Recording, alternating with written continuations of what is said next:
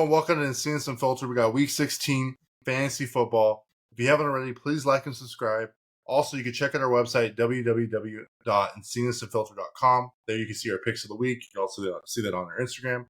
But also, you can watch the YouTube videos and anything else that we have Encinas Unfiltered related straight from the website.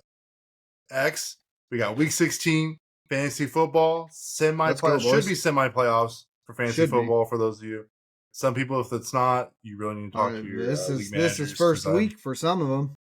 Well, for the buys. Well, I feel like it should be week 15 you start. Week 16 is your semis.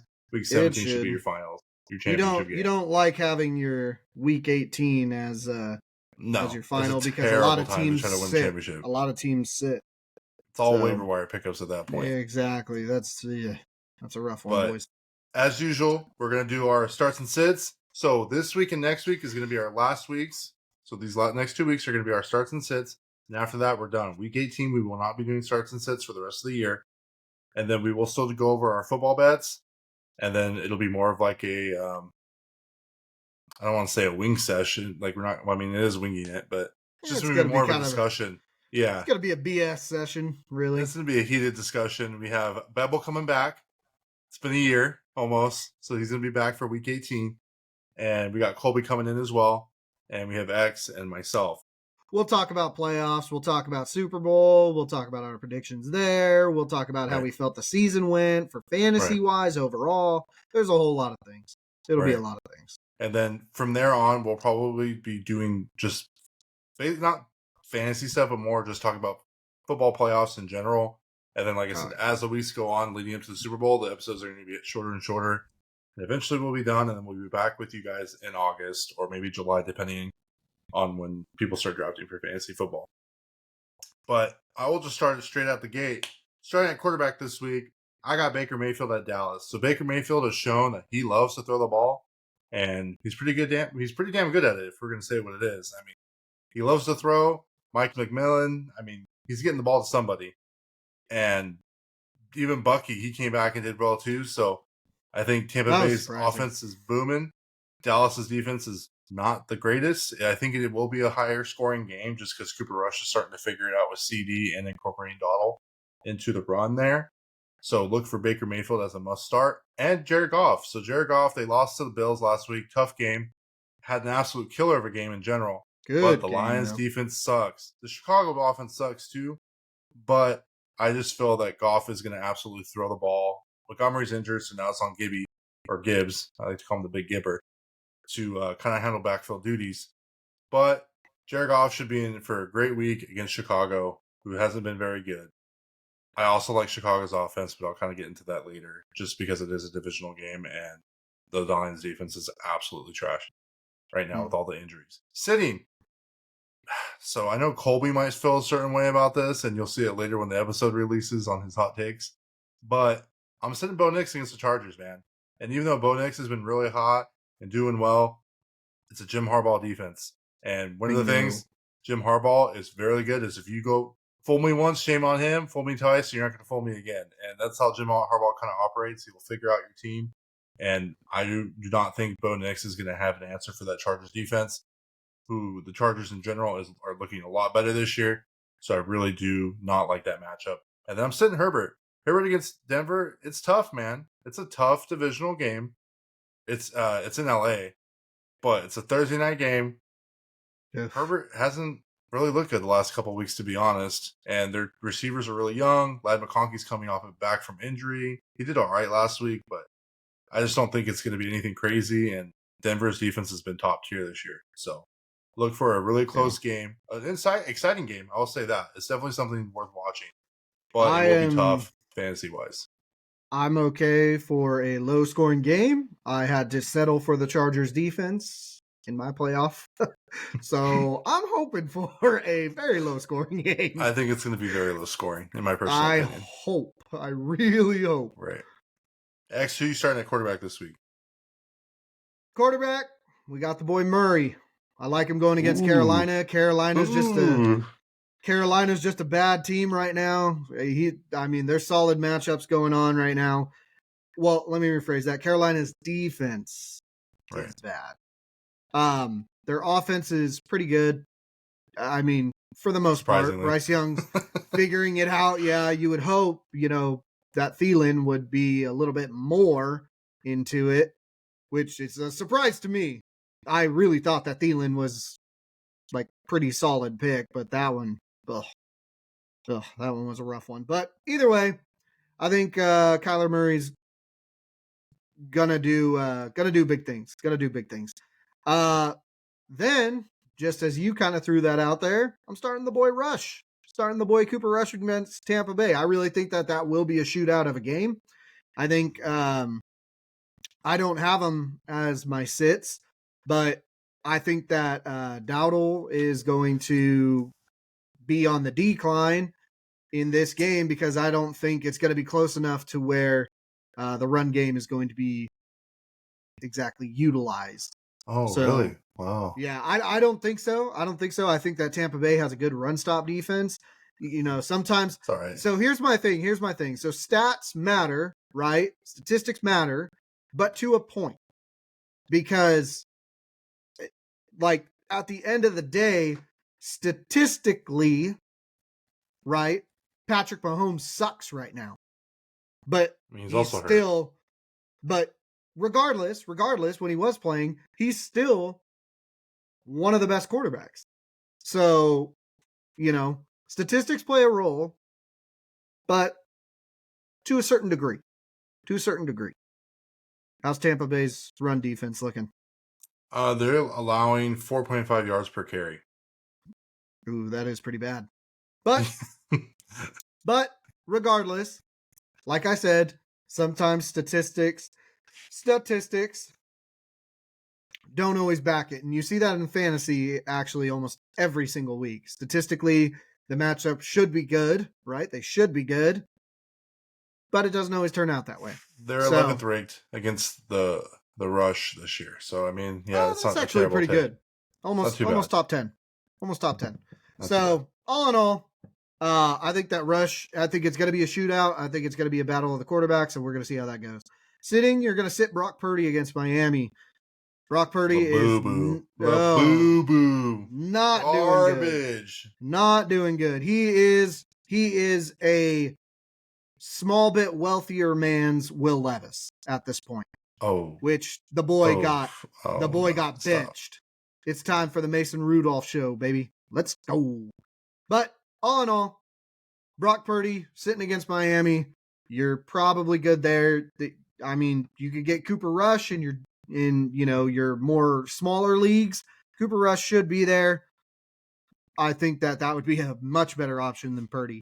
Then you're also going to sit Geno Smith against Minnesota. Geno Smith is still not doing anything, as I said last week, which you're welcome. He didn't even break into double digits. And so keep on that train. He participated today, but he was hurt. He got hurt in the game too. Minnesota's top defense, though. He wasn't doing anything. No, I get you. But he wasn't doing anything when he was in there anyways. And I don't plan on it happening now. Because if you noticed, a lot of these teams that are like, doing pretty well, when they go against an actual Super Bowl contender, they don't do well. And Minnesota, do I think they'll make it to the Super Bowl? No, not really. But I think they're good enough to get to championship game at least.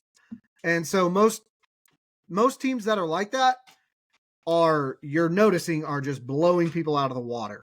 So I think this is going to be a reality check. It's going to show that Seattle's not all that great.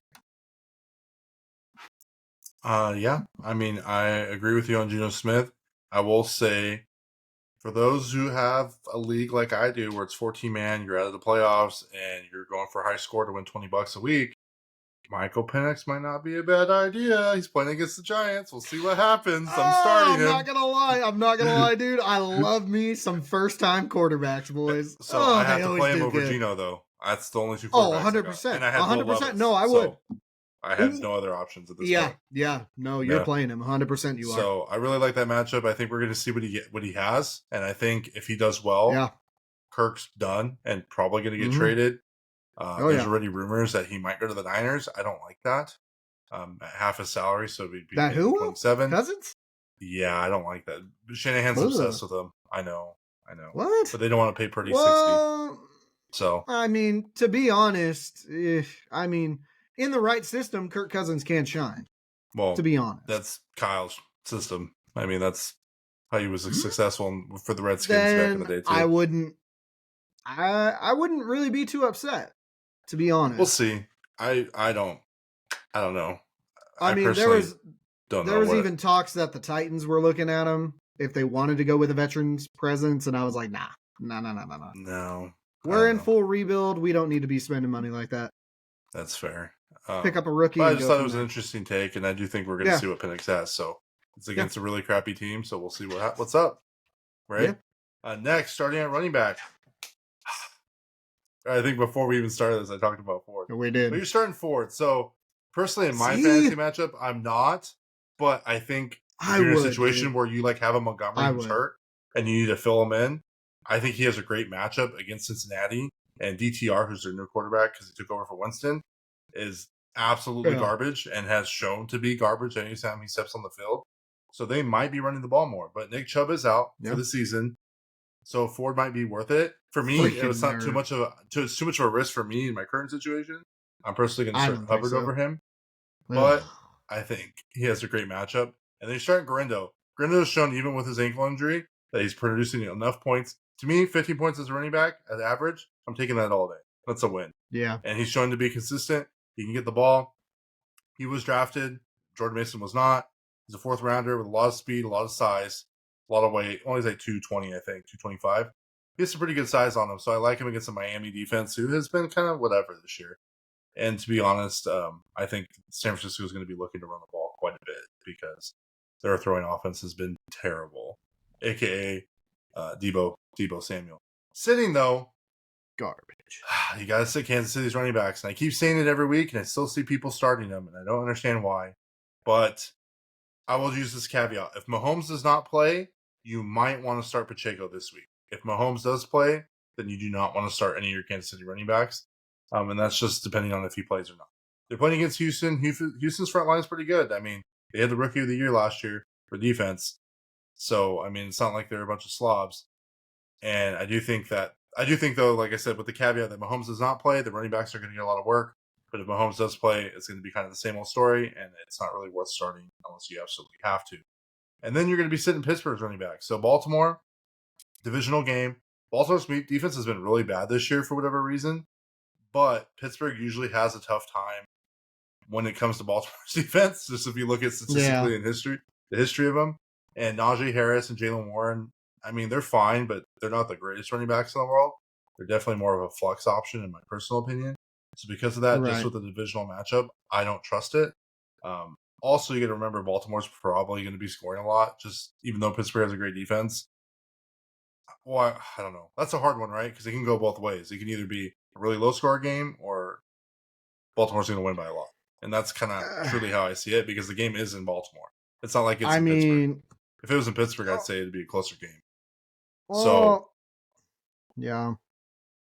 Lamar didn't do well in Pittsburgh, but they're playing in Baltimore, so I don't know. We'll see. But I don't know. I just don't trust them. If I had a fantasy playoff game on the line, I don't know if I trust starting any Kansas City or Pittsburgh running backs this week. X, who are you starting at running back this week? At running back, we are starting the boy, for my sake, Etney. Oh, man. We are starting the boy Etney against Las Vegas. Etienne? Las Vegas. No, it's Etney. I asked him myself physically. I went down to Jacksonville. Okay, I spent all that money. I spent all that money down for a plane ticket, down for a VIP pass into the Jaguars practice. I just walked up to him and I was like, "Hey, bro, it's Etney, isn't it?" And he just goes, "Yep." And then I left. That was it. I spent all that money, over $10,000, just to do that for the boys. That's how much I'm dedicated to it. Anyways, he's going against Las Vegas. Las Vegas just lost Crosby for the rest of the season. I think that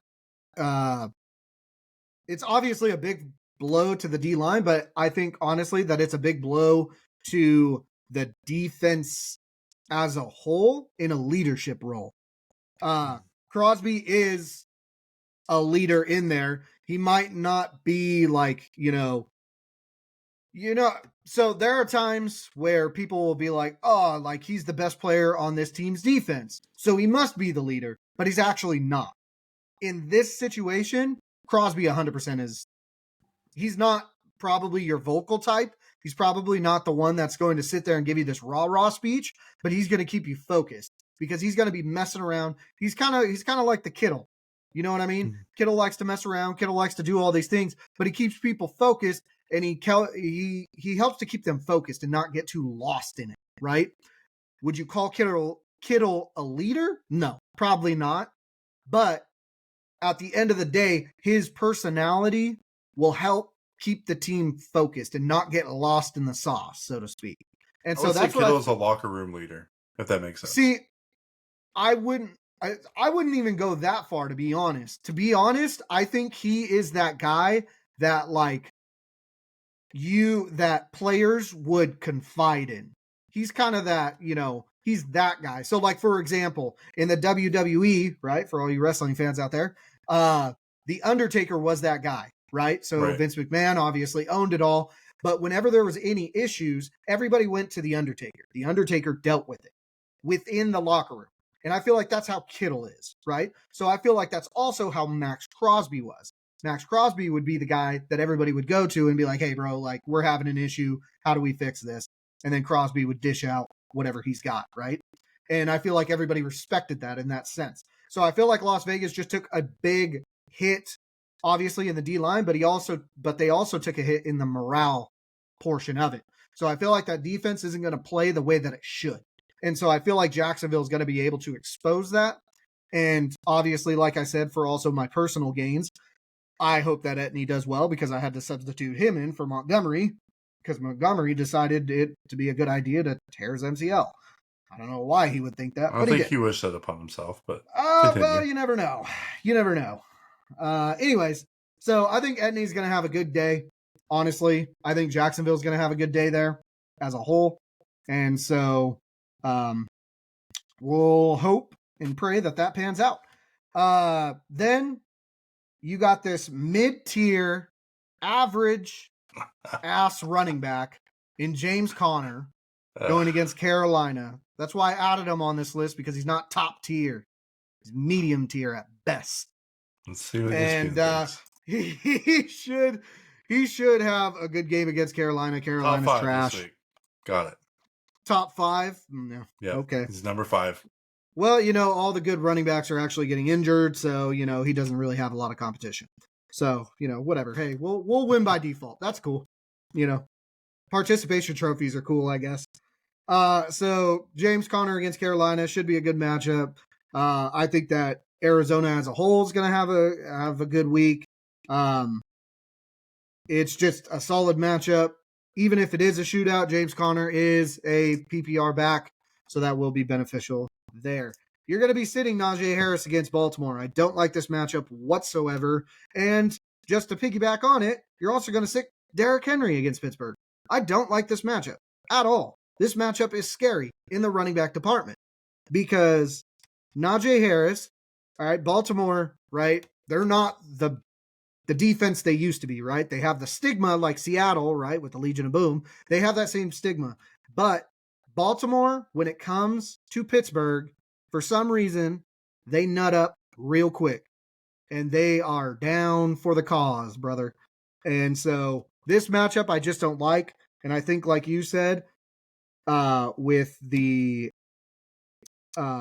Chargers defense, I think that when it comes to this matchup, especially a division matchup, this one is going to be super low scoring. And I feel like for fantasy purposes as well, which sucks for me because I have Lamar, I feel like that is also going to be the case for just that, for every player involved in that game. It's going to be a real weird game. I feel like Boswell is going to have an amazing day, right? As he always does.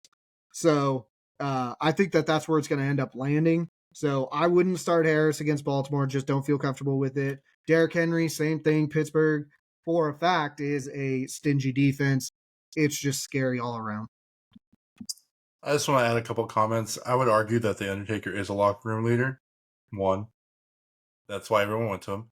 2, Kittle Fair. is a locker room leader. You can look at it with the whole Campbell situation, which I will get to in the hot take section.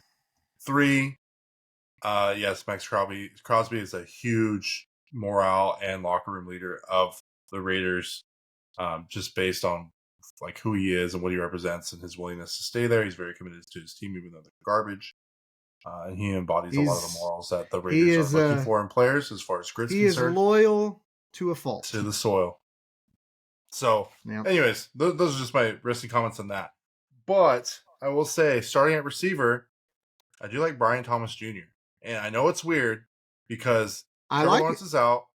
Mac Jones is there. Mac Jones is over there hitting the Rizzler, doing all these little TikTok things and whatever. I mean, Alabama guy, whatever. I don't know what the hell he's doing. Hey, dude, his agent was telling him, hey, look, Jameis Winston's doing all this weird shit and he's being popular. You need to do the same crap. So now he's just doing that.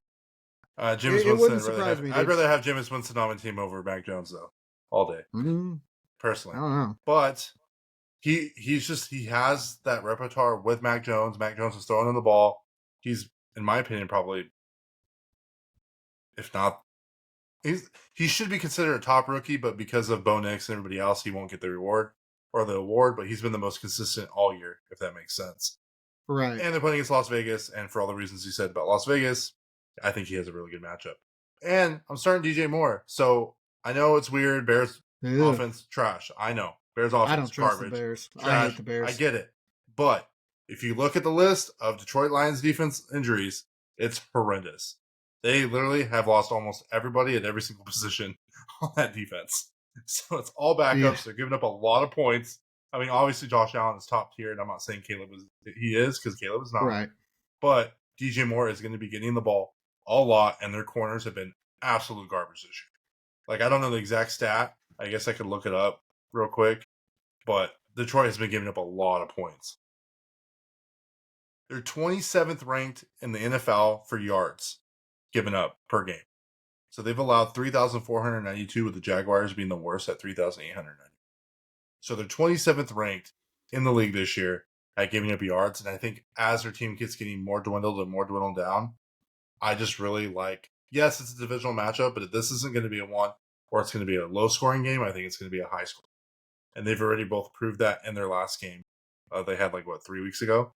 So I do think that this is a good matchup for DJ Moore, and I think he will get points. And I'm also being biased because I need him to do something this week.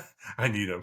I need him so bad. Sitting Cleveland receivers, and that was my series. So you're going to be sitting Cleveland receivers.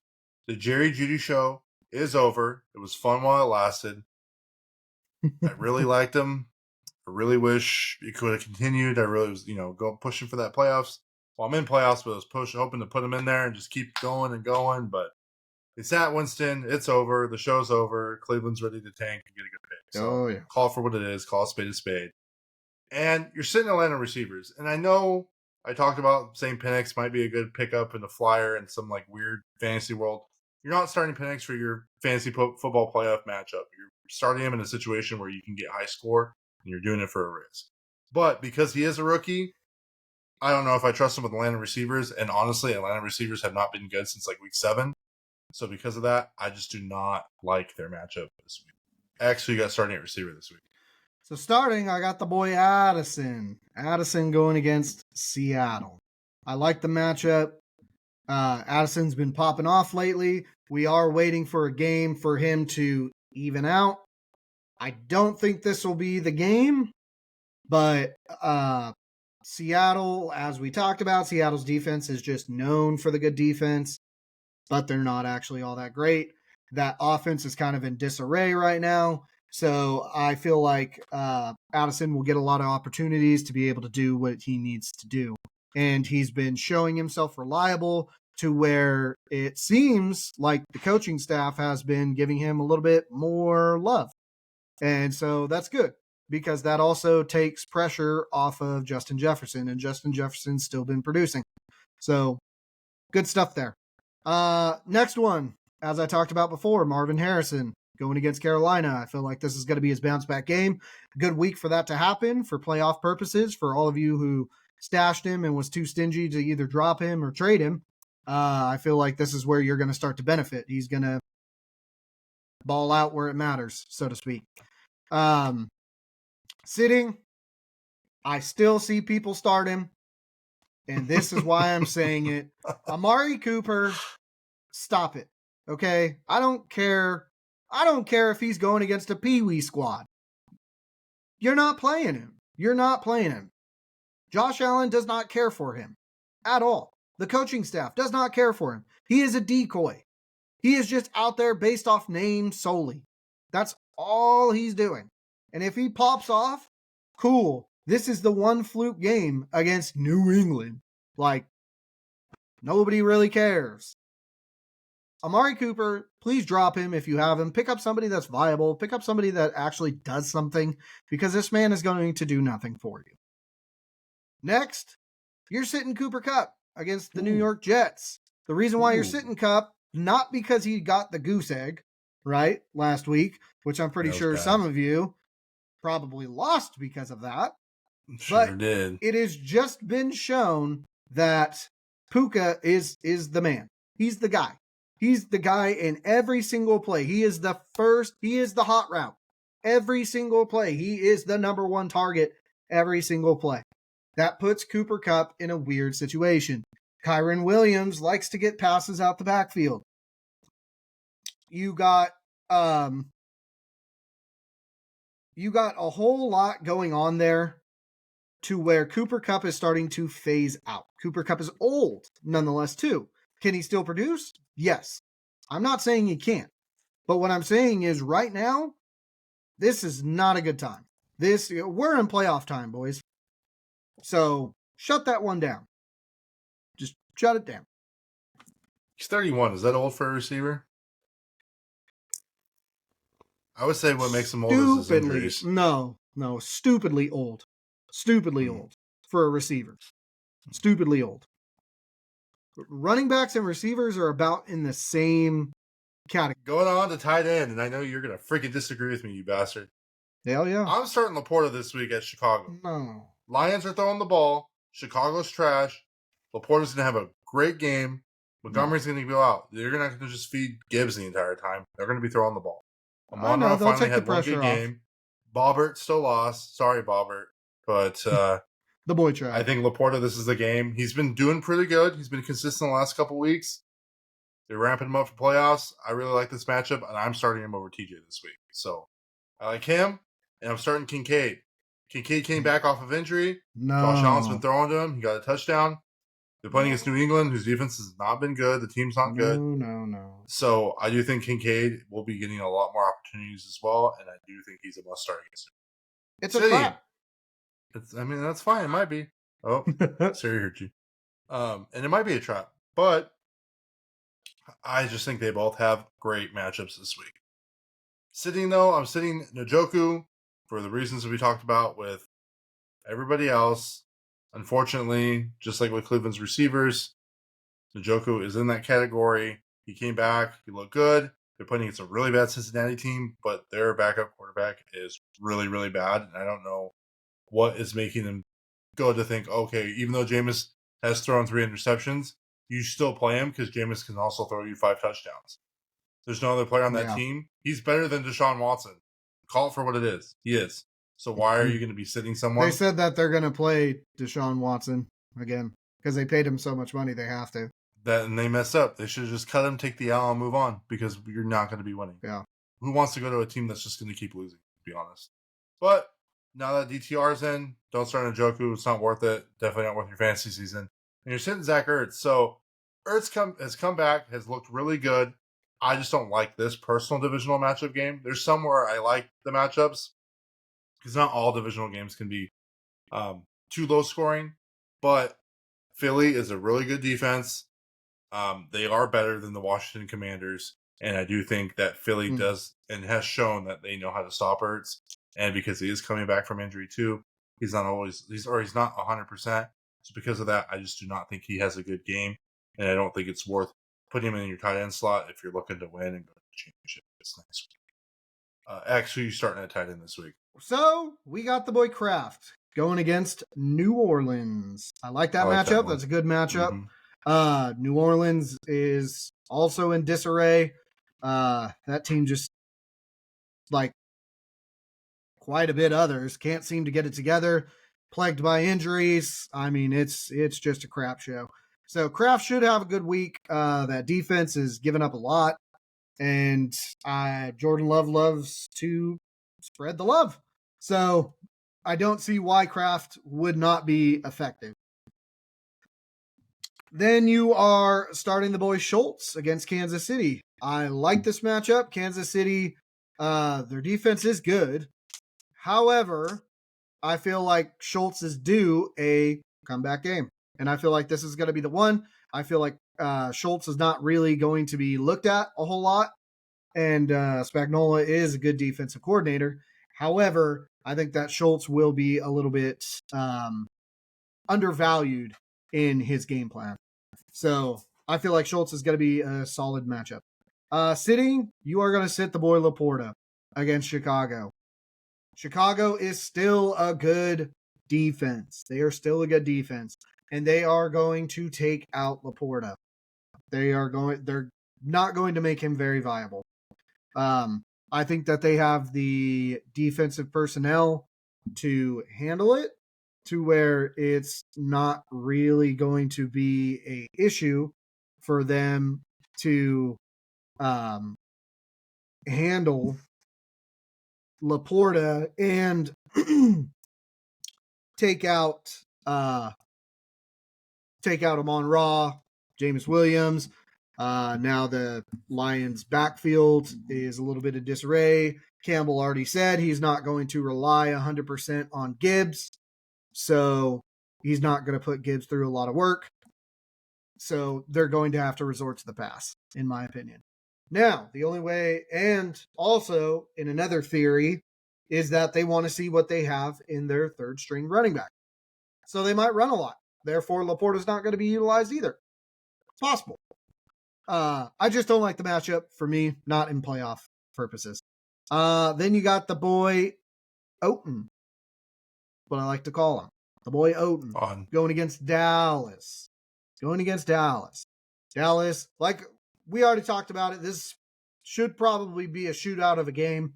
So, however, I just think that Mayfield is really favoring Evans. He's getting his receivers into it, and I feel like he just ends up being a foreshadow and not really utilized too much. Nonetheless, too, I've noticed in some of the Tampa Bay games that I have watched that he does stay into pass block quite a bit. Statistically, it might not seem that way, but like I said, that just falls into the overshadowing portion of it. But he's just not really reliable right now. Yeah, because I was really high on the Kate Otten train. Ever since Mike Evans was reintroduced into the lineup, he's been more of an afterthought and more of it as like a decoy, like we said with, or you said with Amari Cooper. And they're actually turning more to McMillan, which is kind of cool too for McMillan. Yeah. But I want to kind of go back on Sam Laporta real quick. So I'm going to name you the 4-letter network that I cannot say, what their top 6 tight ends are over Laporta. And I would start 5 other guys over Laporta. But considering there's 10 teams usually in the league, and I'm happen to be in playoffs, this is who they have. So number 1 is Trey McBride. 2 is Brock Bowers. I would say Brock Bowers should be number 1 across the board. 3 is George Kittle. 4 is Jonnu Smith, your boy. You love Jonnu Smith. Hey. I agree. He is doing well. And 5 is Travis Kelce. I don't trust it if Mahomes isn't there. So if Mahomes isn't there, I'm not trusting it. So I wouldn't start Travis Kelce because Mahomes is most likely not playing. I wouldn't start David Njoku over Sam Laporta because he's not going to have a quarterback. And I'm not starting TJ Hawkinson against Seattle because it's not a good matchup. And TJ Hawkinson in the last couple of weeks has not been consistent. This last week he had a good game. But I'm just saying, over Laporta, I wouldn't. Then you're like Hunter Henry, Kincaid, Andrews, Ertz. I don't like anybody else like that. Unfortunately, for me personally, I just don't think the tight end position is very valuable this year like it has been in recent years. They've been very average at best. Unless you got Brock Bowers. Right. So because of that, I mean, if you're in a position where you kind of got to pick over TJ and Sam, I like Sam's match up a little bit better just based on the fact that Chicago is still trying to get a better pick. Think about it. Fair They're enough. not making playoffs. Detroit needs to win too, and that's also kind of why I feel like they're going to throw the ball. Is because they want that 1 seed, right? Because Philly's right there knocking at the door, and Minnesota's there too. I'm not saying you're right or wrong on it. It's just, to me, I would probably look elsewhere. Sam Laporta has been one of many very big letdowns this year. Oh, I agree for sure. I just think if he has a week this week is the week to do it. But I think most tight ends, if your name's not Brock Bowers, it's not going to kill you either because they're going to be pretty consistent. Sure. I think he has a tough matchup this week, but I purposely took him off the list this week. Yeah, purposely. I think it might be a little. I was singing the boys' praise too much every week. Yeah. But all right, let's get into defense. Defense, I got Minnesota at Seattle for things that we've said over and over again. Yeah. Seattle's offense doesn't look good. Geno's still kind of hurt. I don't know if he's going to play. I don't think really, truly it matters. We've seen how bad DK played last week. Minnesota's still a top defense, and I really like their matchup. And I'm starting Atlanta defense. So Atlanta defense has been kind of weird. They've had really good games and really kind of mediocre games as far as fantasy purposes are concerned. But they're playing against New York Giants. New York Giants is now going back to Drew Lock. So we saw how that went. I felt bad for New York Giant Joe. First time we mentioned him in a couple weeks. Your team was boo-boo. It's okay. You're going to try to draft Shador. Shador doesn't want to go there. He wants to go to the Raiders. So, just take your lickings like a champ. Stupid. And I just think Atlanta has the opportunity to do well. Like I said, Michael Penix has all the tools to succeed, and this is the game to do it. And we're going to see. Yeah. Not everyone can come out and be a day one starter. I understand that. But if you want to take control of the reins, and he is a little older. This is going to be the game, though, where their GM right now, his job is on the line. 100% with this pick. Sure. His job is on the line. You saw that in the draft. So his job is on the line. After they just paid Kurt all his money. Yeah. Brother, he's trying to figure out where Kraft used to go for those massages. All right. Oh, come on. We're trying to figure it out. All right. He's like, hey, I want you loose. I want you ready to do big things. But I do think Atlanta is primed, and we will see what Michael Penix has, and that's why he's a big boomer bust. But he has all the tools ready to go, and if he can just throw the ball where it needs to go, they'll win, and I think the team in general will be very successful. Sitting, though, because of the quarterback change from Winston to DTR, I am sitting Cleveland D against Cincinnati. Cincinnati, for however their record is, which is really bad, which doesn't make sense because they have one of the most explosive offenses in the league, in my opinion. And they'd be really fun to watch in the playoffs. But you basically are wishing upon a star for them to make the playoffs. I think they need two teams to go 0-3 these next 3 weeks, and I just don't think it's going to happen. One of them's the Broncos, and I think the other one's the Texans. So I truly don't see that happening, especially if Patrick Mahomes doesn't play this week. The Cincinnati Bengals will be out after this week. But DTR's coming in. He's not going to be doing very good. They're probably going to be running the ball out with Ford. You would hope. Cleveland's not going to have a lot of breaks, and I think Cincinnati Jamar Chase is the number one receiver this year. Yards-wise, statistically, Joe Burrow still putting up. T. Higgins had a hell of a game, put up 22 fantasy points last week in PPR. So Cincinnati's booming. Chase Brown, the beast, too, absolutely went off. Their offense is just running all cylinders, and I think Cleveland's going to have a really tough time. And then you're going to sit Detroit. I keep beating the dead horse at this point. Detroit's defense is absolutely riddled with injuries, up and down. It's really unfortunate. They started off pretty decently, but it is a divisional matchup, and Chicago's offense isn't the greatest. But because of those injuries will always catch up to you. Look at the San Francisco 49ers. That's annoying. Oh. Amber Alert? Nah, Silver Alert. A missing endangered adult. Okay, fuck, dude, I get it. Jesus, I don't care for these people. All right. So, because of how injured they are, and even though Cleveland's offense is really bad, I just think that injuries will catch up to them just like the San Francisco 49ers. I think they're a really prime example of that, both on offense and defense. So, I just don't think Detroit's defense is worth starting or even looking at for the rest of the season. X, you got starting at defense this week. Defense, I'm starting the Chargers against Denver. I like that. As we talked about it before, it's a Harbaugh defense. Yes, the offense has been kind of struggling, but Harbaugh always finds a way, no matter what. I'm really basing it off of a coaching advantage. However, Sean Payton is a Super Bowl winning coach. So Sean Payton definitely has good experience. He is not some rookie coach, not some amateur by any means. So he knows what it means to win. So I think that honestly, this is going to be two great coaching minds going against each other. I feel like it's going to be very low scoring. And I just feel like the Chargers defense or even Denver's defense would probably be good ones to go. Would be solid ones to use. I like Tampa Bay versus Dallas. I know we talked about it probably being a shootout. It's possible that it could be, but at the end of the day, Dallas is still Dallas. So they are trying to find a run game. It's kind of there, but Tampa Bay's offense, I feel like, is too high powered. And I just think that Tampa Bay's defense is going to be able to shut down CeeDee Lamb, essentially. You're going to be sitting Houston against Kansas City. I know that one's a little weird because Patrick Mahomes might not play. I think, personally, it would be smart for the Chiefs to not play Patrick Mahomes. Just keep him healthy, get him ready for playoffs. However, the boy Wentz, he knows what it means to win. So, hey, bro, you can sleep on him all you want, dude. You can sleep on him all you want, but I believe in him, dude. I believe in him. And so Houston, I believe in Joe Hendry. So Houston is still in disarray, regardless of what it is. They're trying to figure it out. They're not going to last long in playoffs. So I think you just should not touch Houston.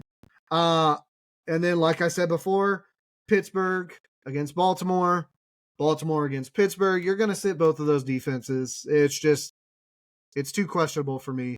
Too much of a rivalry, too much hatred going on there that you just don't want anything to do with that game, to be honest. I agree with your Pittsburgh take. I think if Mahomes doesn't play, you absolutely start Houston, but that's just my personal preference. We'll see how it plays out. Yeah, that's true. Next, we got Week 16 football bets. I'm going to kind of run through them a little quickly because I know the episode's already been kind of long, so I apologize for that. But we got Thursday Night Football, Denver versus Los Angeles Chargers. Chargers are favored by 3. Yep. I'm taking Chargers at 3, and the total's 42.5. I'm taking the under on that. I think that's way too damn high. I agree with all of it. Okay. Houston Texans versus Kansas City Chiefs. Chiefs are favored by 3. Yep. Caveat here. Chiefs will win by 3 if Mahomes is playing. If Mahomes is not playing, I like Houston personally. The total's 41.5. I'm taking the under. I'm going to go under, but I'm still going the Chiefs, even with the boy Wentz. All right. Next game, we got Pittsburgh Steelers versus Baltimore Ravens. Ravens are favored by -6.5. The total is 45.5. I'm going to take the under on that, and I'm taking the Ravens plus money because I think the game is only decided by a field goal. I agree. I agree with all that. All right. Next game, Cleveland Browns versus Cincinnati Bengals. Bengals are favored by -7.5. I think they could be favored by 14, to be honest, because I agree. Boo-boo DTR ain't going to do anything. The total's 46.5. Oh. I would say over if it was Winston, but because it's not, I'm going under. You know what? I'm actually going to go over on that, but I'll still go Cincy. All right. Next game, Arizona Cardinals favored at 4.5 versus Carolina. The total's 46.5. No, I'm taking Arizona, and I'm going under. Yep. I agree. Okay. Next game, we got Philly versus Commanders. Philly's favored by 3.5, and the total's 45.5. I'll go over. I like it. You're going to go over. I like it. I like it, dude. I think this is going to be a shootout of a game. This is going to be a good game. Still going to go Philly, but I think it's going to be a good game. You know what? I'll agree with you on that one. I'll write it. Next game, we got New York Giants versus Atlanta. Atlanta's favored by -8.5 with a quarterback change. Whoa. Total's 42.5. I'm saying under. I don't trust going that. Under. I'm going under. Atlanta -8.5. You know what? Give it to me. I like Bijan. Yeah, let's go, boys. New starting quarterback. We know how it goes. Next game, Detroit is favored by only 6.5 points against Chicago. Woo. And the total's 47.5. I'm going over. I think it's going to be high scoring. What? I know. Yes, no. I do. Truly. I'm going under. But that's how bad the Lions defense is right now. Obviously, we're both taking Detroit. Yeah. But I think it goes over. I'm going to go under. It was a big scoring game last time. Next game, we got Los Angeles Rams favored by 3 against the Jets. You know what? I'm going to go crazy here. I'm going to go crazy here. Listen. No. I watched The Enigma last night. I watched 2 or 3 episodes of The Enigma last night on Netflix. I think Rodgers with this ayahuasca is going to get the team together. Oh, no. This is kind of a bit, not going to lie. But you know what? I think the Jets, even though they should be losing to kind of figure it out, him and Devontae figured it out, dude. They're figuring it out. I'm taking the Jets at +3. They already had but the total is 46.5. I'm taking under on it. Under. But I'm not going taking the Jets. No I'm going way. Jets. No I'm way. going Jets. Oh. I'm going Jets. You're just trying to trigger me. No, I'm going Jets. Oh, my God. It's the Enigma, dude. Ugh. You going Rams? Yeah. Okay. Next game, Tennessee with Mason Rudolph starting. Ooh. I mean, he's throwing. He can sling. Versus the Colts. The Colts are favored by 3.5. And guess what? I'm saying Titans are going to win because of Mason Rudolph. Let's go, boys. Woo! Let's go for the win, dude. The total's going to be 42.5, though. I'm taking the under because I don't trust either of those teams. I'm going to take the under. The reason why I am going Tennessee, just to throw this in there, is Will Levis has averaged 1.6 turnovers a game. That's really bad. Mason Rudolph only has 3. 3 total, but he hasn't been playing much. He hasn't, but he is a game manager. I like it. He's not going to turn the ball over. He can sling, too. He can sling. Yeah, he can. Next game, Minnesota favored but only by 3 against Seattle. They are playing Seattle. The total's 42.5. I'm taking the under, and I think Minnesota wins by 3. I agree. It's their game to lose, in my opinion.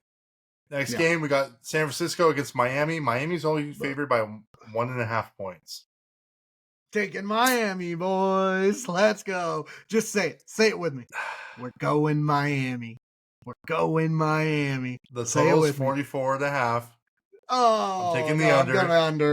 I'm going to go under. Come on. Look at that, dude. If you're hesitating this much, you know it, too. I'm taking San Francisco. I'm taking San Francisco this game. We win. We shouldn't win, but we're going to win. We're going to win. You know what? Even more for the bit, Debo gets a touchdown. No. Yep. No.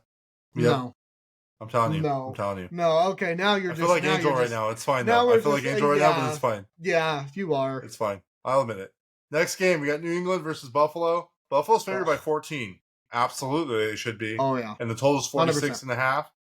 I'm going under. I think that's too high, especially for the Patriots. But ever since Josh Allen got engaged to Haley Steinfeld, the boy is just ready because, hey, she knows how to handle it, dude. The boy's feeling relaxed. He's just ready to play. Ready to play. MVP front runner, in my opinion, should be the MVP with how his team on paper is not nothing crazy. 100% he should be. He is absolutely carrying that team. He should get the quarterback I do like award. him at -14, and I do think the under is the way to go. I agree. So the boo-boo game of the week. You ready for the boo-boo game of the week? Let's go. There's always got to be one. You got Jacksonville versus Las Vegas Raiders. Raiders are favored by 0.5 points. What? Wow. It's pretty much even. It's 50-50. The money line is -110, -110. Yeah, it is. The total's 39.5. I'm going under on that just because I don't under for sure. Team. I'm going Jacksonville. I'm taking Jacksonville. Yeah. Yep. Mac Jones to Brian Thomas. I'm calling it. Next game, Sunday night game. Day. Oh, mind you, and I forgot to state this earlier, there's 2 Saturday games. I didn't say that. I know. There's Houston versus Kansas City and Pittsburgh versus Baltimore. Okay, just want to kind of let that out there. That's fine. Let's go, boys. All right. We got Sunday Night Football. We got the Bucks favored by 4 against the Dallas Cowboys. And the total's 48.5. I'm going over on the total. Yes. No. Under. Yep. No. Sure am. Going over. They're both going to score, dude. I'm telling you. All right. Angel's going to hate me for this. I'm taking Dallas. And it's not. I know the Bucks can win. I truly think that either one of these teams can win. Personally. I'm only taking Dallas because I think, you know what? Nah, I lied. All right, give me the Bucks. No. I lied. What are you doing, dude? I wanted to kind of troll Angel. You're being a conspiracy theorist right now, dude. Calm yourself. Give me the Bucks. Give me the Bucks at -4, but I'm going over on the 48. They could both score more than 25 points each. Lower. Yes. Under. No. Over. Next game, Monday night. We got New Orleans versus Green Bay. They really should have moved this game because they should move the Thursday night game to Monday night. But anyways, Green Bay's favored by 14. Total's 42.5. I'm going under on that just because the Saints have nobody. And Green Bay will win by more than 2 touchdowns. Oh, yeah. And probably sit 100%. the starters out for sure. Yep, I agree. Cool. All right, the next section and our last section. So just like last week, you will see Kolby, and he will be inserted. I don't know if it'll be here or at the end of our hot takes, most likely at the end. So he and I did film some hot takes right before X and I were able to film. So we will have those. And X, you and I are going to do some hot takes. Do you have anything you would like to share as far as hot takes are concerned? Ooh. Right now, nothing off the top of my head. If we get talking, then we'll see. Okay. So I only have 2 hot takes, and they're really related. And then Kolby has 5 that he did that you'll see after this. So one is DeAndre Campbell. Let's talk about Campbell. Are you aware of the situation? Stupid man, dude. So, how are you not going to play? How are you? So he dressed. This is Anthony Richardson all over again. Right. So he dressed. He put out a tweet that said basically that he was going to show them. He got his feelings hurt because he was going to be making money, which I understand. He was going to make money off incentives. Totally get it. Greenlaw comes back. Who's the better player? Greenlaw. Who had like 8 tackles 100%. Before he got hurt? Greenlaw. So you were there to fill in a role for Dre Greenlaw. So yeah, you were there to do that. Once Greenlaw came back, he stepped up. What you should have done is Greenlaw got hurt. Makes sense. He's coming back from injury. Probably wasn't going to play the whole time. Go out there, be a teammate, get more opportunities, talk to your coach afterwards and say, hey, I really want to hit my incentives. Could we do that? And I think they wouldn't have had a problem with that. Instead, they go, hey, Greenlaw's hurt. We need you. And you go, no, I don't want to go in. And the GM just is like, go back to the locker room. You're done. And to put the icing on the cake, and I was really upset because the Niners didn't cut him at that point. I think they should just cut him. But once it was explained to me, they basically said, we're going to suspend you without pay for 3 days. We're going to get some of your signing bonus money back, and you're not going to hit your incentives. So now he can't go play for a playoff team or a Super Bowl contending team. He's not going to get paid, not his incentives. And now he's probably played his last snap in the NFL. I don't know what person would want that kind of person in the locker room. You lose the team's trust. You lose the team dynamic. And, I mean, George Kittle had some comments to say. Shanahan kept it kind of professional for the most part. So that situation bothered me. And honestly, we probably could have won that game last week if he would have gone there. Corner said some shit, too. Oh, I mean, Ward, absolutely. Ward's coming off his kid dying. And so is Trent Williams. Bro. And it's like, you have 2 of these guys who are there still after all this, and you're like just being a little prima donna over it. Bro, that's so wrong. That's such wrong. Disrespect. That's such disrespect. That's the issue, and I think that's why he's never going to play another snap in the NFL again. He's done. I mean, honestly, dude, I'm not going to say that because we saw Anthony Richardson all of a sudden come back. I mean, Anthony Richardson's also a first-round pick and a franchise guy, regardless of the situation. Well, that's also because Irsay's busy popping pills and doesn't even know where he's at half the time. That's fair. But, I mean, yeah, realistically, yes. No coach, no GM would ever trust him. No. Yeah. And the second one that's kind of piggyback off of it is Deontay Johnson got basically excused from the team last week, which sucks because he wasn't really being used because they run a 2 receiver set, right? For the most part, they have Flowers and Bateman, and Deontay was more of a slot guy. They don't really use the slot, but how are you not going to pick him up for a 6th-round pick? Really talented. Maybe they'll figure it out. Maybe it's a playoff thing. Maybe it's next year. Well, he didn't like his playing time. He got upset. He got his panties in a bunch, and he didn't want to play, so they excused him. We still don't know what's going on as of this week, but he's also kind of in that situation. I would say at least he didn't go out and play and then not just go into the game. I think he actually might have. Let me look. Let me double check before I. Deontay Johnson. It's just frustrating. It's frustrating. Let's see. So the Ravens and Deontay Johnson have mutually agreed to excuse the receiver from team activities this week. Is suspended from 1 game for conduct detrimental to the team. Oh, he refused to enter the game in Week 13 loss to the Eagles on December 1st. And then they had a bye on Week 14. So I don't know if it's like the Gen Zers. I don't know what's happening. Like why this is kind of going on. But so this was to explain maybe a little bit of it.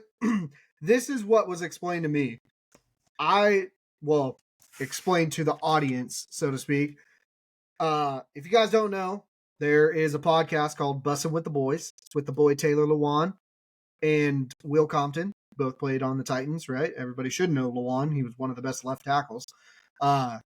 Anyways, they have a podcast called Bussin' with the Boys. What they do is they'll go to training camps. They get a whole bunch of NFL players, coaches. They even have John Gruden on in this one, in the most recent one. But anyways, they had Rand Carthen on there, aka Titans GM. And they were talking to him about it. And what Rand explained was that a lot of these players have never been told they're not good enough. Ever. From Pee-wees, Pop Warner, to high school, to college, right? They've always been the best, right? They've always been showered with the compliments. And the second, he was talking in aspects of being cut, right? When you got to tell a player, like, hey, we're not going to keep you. That's what he explained. He was like, some of these players don't understand to what it feels like to be rejected from what they were always good at all the time. And I feel like that is something that goes into a lot of these prima donnas of the NFL that have never been told no before. They've never been told they're not good before. And so they don't know how to react. And that's just an immaturity thing. In my opinion, that's an immaturity thing. Because you've never been told that. So most people that have never been told something don't know how to react to it. And I feel like that is the case of your linebacker, right, Campbell, and Deontay Johnson. There's a reason why Deontay Johnson has been switching from team to team to team to team. Because if you're toxic in the locker room, nobody wants you around. So just go. I didn't mean to cut you off, but I felt that added a little bit of context. And I've also looked that he also wants to go play for the Steelers again, which was his original team. Yeah, they are favored to re-sign him. They're actually favored to re-sign him, regardless, because he's a free agent this year. But they don't want to cut him because the Steelers are in. Pickens is hurt, and that is true. They don't want. I mean, I don't blame the Ravens. Why would they want to cut someone when they can get picked up on a team that they're probably going to be playing in playoffs? That they could go against, I mean, they could just suspend him like they did Campbell. I mean, always an option. Yep. Practice squad. Or they can't do practice squad, but make him sit. No, just suspend him. Yeah. Have him sit at home, no pay. For him. Whatever. But it's just weird. That one kind of heated me a little bit. It sucks because I do think we could have won that game. It was a close game. It's divisional. I didn't want to win that game because we're not playoff. We can't do anything in the playoffs with our injuries currently. But, that unfortunately, I think that guy made a bad decision rather than talking to the coach about it. But that was a career-killing decision. Oh, yeah. He's done. All the analysts were like, hopefully he got his money together and he figured it out because he probably just played his last time. And this is what happened. There's no coming back for this. That's the bad part. He's a vet. He's like an 8-year vet. He's not like a new guy. No, he's not even Gen Z. He's our age. So he's done. I hope it was worth it. I hope the pride was worth it. When that just to me, that shows that you're not an adult, bro. Well, you're not an adult. That's the only thing he's going to be remembered for, and that's unfortunate because he was an All-Pro. Well, outside linebacker. Hey, dude, that's what pride does to you, dude. Just be an adult, understand what the situation is, be mature. You're a grown ass man. Act like one. It's as simple as that.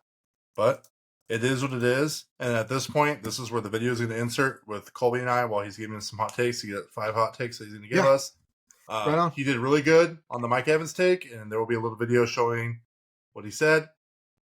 And there was a really bad DK Metcalf take, which I think you and I and everybody else probably also thought was going to be the case. He's crazy for. I think he was just hoping to put it out in the universe because he had him, but DK unfortunately with his quarterback situation is not going to be it. He needs to go. No, you're letting him go for the better quarterback. You're letting him go. I already started Addison over him. Yeah, I just benched him. And I got Jameson Williams too, so I could do that too. Right. Hey Kolby, welcome back to the show. Last week you had some pretty good hot takes. There was one I especially had an issue with, as everyone knows, and I know my co-host X really feels strongly about this one as well. For sure. DK, do you remember the stats what DK had last week? by No, chance? I don't, because I just don't want to look at them. I was like, that was a sell right there. It's all good though. Yep. Geno Smith is not him. DK Well, just needs a better quarterback, unfortunately. My bias is too strong. It's all good though. But you had a really awesome take with Mike Evans because I was like, man, 100 yards a game is going to be tough. And I'm going to insert the clip here. Be Mike Evans. He's gonna win people leagues this year. He needs about 102 yards per game. So it's pretty possible. It's gonna be Baker Mayfield just slinging it too. Mayfield will go underneath, and it's Evans again. Mike Evans, third down. Mayfield stepping up, don't pick up. Mayfield for Evans, holds on, absorbs, throws on the move for Mike Evans, who gets loose. Down the sideline, Mike Evans. It's a shot, end zone. Evans, it's some pressure. Mayfield rips it. Mike Evans on the move. So great call on that hot take. And honestly, I wish I had Mike Evans in every league, but he's looking very good, and Baker is definitely throwing the ball. For sure. So we got some more hot takes this week. Week 16. I'm going to go ahead and just start letting you run through them. So give us your hot take. Semi-week for playoffs, so I hope everyone's getting ready for that. So my first one is going to be about Joe Mixon.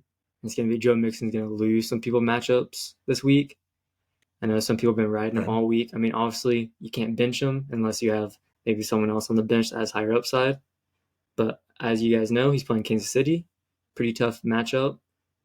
Been very tough against everyone, maybe except for one or two throughout the whole entire season. And he did go out last week. I don't know if you saw that. He did go out with a little bit of injury from a hip drop tackle. Yeah. So that could play a role. And also, Houston isn't really trying to move up. I mean, they won the division, and they can't really pass Buffalo because I think Buffalo plays the Patriots twice. So they're going to win that. So I think Joe Mixon just won't perform as high as everyone thinks he will and cap off 10, 12 points maybe. So as an RB1 for everyone, he could not put up a lot of points that everyone thinks he's going to. Yeah, I think I agree with that. If you have him, you start him, especially with people being hurt, like you said earlier. So I do agree with that as well. Like I know my wife has him in the semis, and you got to do what you got to do. I think she just lost Montgomery. So in a case like that, it's like you got to play who you got to play. For sure. So it is what it is at this point. Yep. But I do agree. I will say, though, that if Mahomes doesn't play, it might get a little interesting because Kansas City might not win that game, personally. Mm-hmm. But Houston might just kind of throw the ball to Mixon, so maybe he gets some of those PPR points. And I think that's going to kind of maybe help his score. Honestly, I think if he can get 15 this week, he's worth starting. For sure, so I think that's like a good target line to have him at. Yep. All right. Hot take number two. What you got? It's going to be steamy. It's going to be Bo Nix. It's going to be top 5 QB again. He's going to throw for 4 touchdowns. Sorry, he's going to score 4 touchdowns. That can be either through the air, on his feet. The crazy thing is that they're actually going to lose to the Chargers while he does all this. They're going to lose the divisional matchup. Thursday Night Football. It is what it is. Bo Nix, he's going to come back. Top 5 QB. With his rushing potential as well. So you cannot put that past him. I don't have the exact stats on his rushing the last couple of games, but he has been running the ball quite a bit. So I think he's going to be a top 5. I do think you've been drinking the tea, son. I will say that. I think you've been drinking the Bo Nix tea. So I think pre-draft, I was pretty high on Bo Nix. I mean, he was like one of the last quarterbacks picked up because then the Raiders ended up not going quarterback after that because that big group kind of got picked in the first round, and that was kind of it. I like him. I just don't think he can do it against a Jim Harbaugh or defense, I should say. Jim Harbaugh is a great coach. He knows how to game plan. You do something against him once, you're not going to do it again. So personally, I don't know if he throws 4 touchdowns. I think it's going to be a good game. It's going to be tomorrow night. He scores 4. So he could run 2 in, throw 2. No, I hear you. I don't think it happens. I think he's lucky if he gets 2. That's my personal prediction. He threw 2 and ran for 60-something yards last time. So yeah, I mean, you said Mike Evans was going to score 100 yards plus, and he did. So, I mean, anything can happen. I just don't think he does it against Harbaugh this week, personally. But that's what a hot take's for, right? For sure. And I'm hoping, he watched the game last week when they played Bucks and he said, I can throw it like Baker. I can do that. Just goes up there and just slings it. That's what's going through my head right now. I'm just envisioning it happening. I do need to know though. Do you have Bo Nix in fantasy playoffs? I do. I have him on one of my teams. You do? Okay. No, for sure. You had DK too, right? I did, but that's a different story. It's in a different league. Okay. More important league, but yeah, DK too. Okay. Just shaking my head at that. I know. Hot take number 3. What you got? It's going to be Rico Dowdle. He's going to get 120 yards and a touchdown. So the last 4 or 5 games, he's averaging around 119 and a half. Some people could say, he's due for a bad game. I think he's going to continue it. He's going against they're playing Tampa Bay. They are playing Tampa Bay, and they're giving up 4.5 to 5 yards per carry. So Rico Dowdle, ever since Cooper Rush came in too, they're just handing him the ball. I don't know if it's that, or I don't know if they realize, hey, Dowdle's pretty good. We're just hand him the ball and see what he can do. So I think he's ready for a good week against Tampa Bay. Yeah, I mean, I agree with this hot take here, just based on the fact that Dowdle has been getting the ball. Cooper Rush, he is throwing the ball, but I think because that run game is kind of opening up a lot more options. Whereas when Dak was there, they really didn't have a run game, and they knew they were just going to throw the CD. Right. So it kind of limited their options there. Because I think I think CD's doing better with Cooper Rush than he was with Dak this year. I think so. Whether that was, I don't know what that and like why that was. Maybe just their schedule's better. Yeah. But I do like Dowdle. I think Tampa Bay. I know Tampa Bay gives up a lot of yards, and they're not really a top defense in general. So because of that, I do think it will be a high-scoring game. Either team can win it. I don't think Dallas is shouldn't try to win it because they should be trying to get a pick. Definitely. But it's definitely a game that Dallas can win. So I would expect a high-scoring game, and I would definitely start Dowdle probably for the rest of the season, especially with injuries to like Montgomery and Chubb. And people shouldn't be starting Chubb, but people were, depending on how many people are in your league. So if that's the case. Also, on a side note, I guess if you had Chubb, you should definitely be picking up Ford at this point. Oh yeah, I lost Monty. I was trying to pick Ford up, didn't get him, but it's the name of the game. It's the name of the game. Another thing I like about Dowdle is Baker Mayfield is probably going to throw an interception, maybe 2. Could give up some short field positions. So I think that's another reason for him. Dowdle could get even more touchdowns if they get short field positions as well. So I also like that. For sure. Yeah, I definitely think he's a must start until for this week and possibly next week. No, sorry. Yeah, I know there are a few people with Kamara that are trying to decide, Dowdle or Kamara. I have someone that actually has that situation, and it's almost kind of scary because Kamara probably won't play. I mean, why would he play? Carr is out, Robbie's out, not playing for anything. So personally, I would play Dowdle over Kamara because Kamara is a Monday night game. So yeah, or you pick up Miller and see if Miller does something. He's a pretty good running back too. For sure. Worst case, right? Yep, exactly. All right. Hot take number 4. What you got for me? This is going to be Michael Penix. Surprises a lot of people. He top 12 pick, first round pick from the Falcons. They've been holding on to him. Hopefully he's been learning from Kirk Cousins. He'll come in, could throw some. Do we want that though? I honestly don't know. I honestly cannot tell if this is going to be a good or bad thing for Drake London. I just meant the learning receivers. Part. I think I just was more on the learning part. The learning part. Oh man, I don't know. I still think he's going to come in and surprise it. My personal opinion is for a backup, if you get a shot, you want to go out there and sling it. You don't want to be conservative and just hand the ball off or throw short. You want to go out there and sling it and show him that you can chunk the ball, you can get some yards, get some touchdowns. So I think hopefully that's what he does. Comes out and just slings it, scores a bunch of points, and gets him rolling. Yeah, I mean, that's kind of where I'm at too. So I think I'm in a 14-man league, and I basically put all my chips on Dak. And after that, in a 14-man league, there's no quarterbacks. Mm-hmm. So everyone had 2. I had Dak, and I lost. I forget who else I had. Oh, I have Geno, and Geno got hurt, but Geno's not doing very well.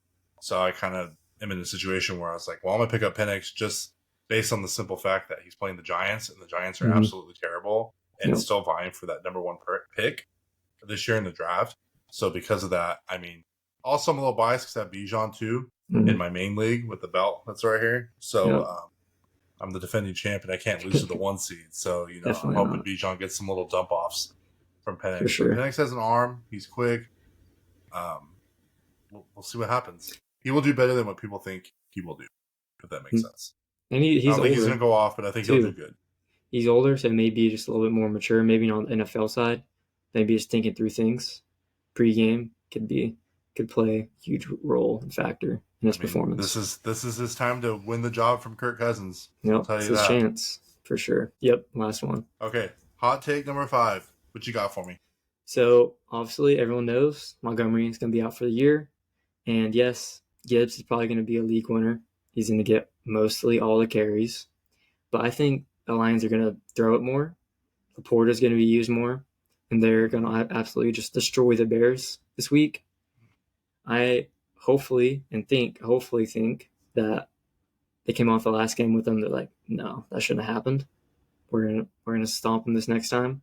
So I think they throw it a lot more. I think Jared Goff could have a very good game as well.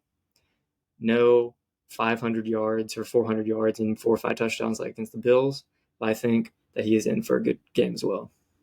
I mean, so that's the thing though, right? Is like I do agree with you, but divisional games get weird. They get really weird. And it could be any given Sunday. But I think with how bad the Bears are playing and the fact that Detroit has no defense right now, like they literally lost almost everybody at this point, that I think it's going to be probably high scoring. And I really like the offense. Even though I really don't like Chicago's offense, like I like DJ Moore this week. I like Keenan Allen this week. Just how bad, based on how bad the Lions defense is right now and how injury riddled they are.